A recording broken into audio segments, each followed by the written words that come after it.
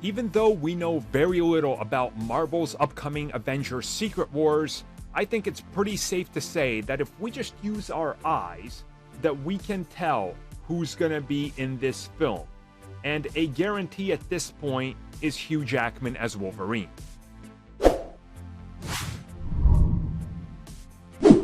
So obviously production on Deadpool 3 is still a little bit of a ways off. And then alongside that film, while it's being produced, they will be working on The Kang Dynasty and Secret Wars, which are coming out the year following Deadpool 3. Deadpool 3 is dealing with the fallout of Kang and of course Incursions, which were very much established to be a giant point of the MCU and the multiverse going forward. Secret Wars deals with everything falling into place and one giant battle happening. Obviously, if we just look at everything we know so far and what they're planning with Secret Wars and bringing everything in, and also locking in actors, Deadpool 3 officially adding Hugh Jackman as Wolverine, more or less I think everybody can figure out is a confirmation that Wolverine will be in Secret Wars, that they will give him one of those either 2 to 3 film contracts, and he will be in either Deadpool 3, Kang Dynasty, and Secret Wars, or a 2-film contract for, yeah, you guessed it, Deadpool 3 and Secret Wars, because this would be a way to literally make sure that Secret Wars is the biggest film of all time.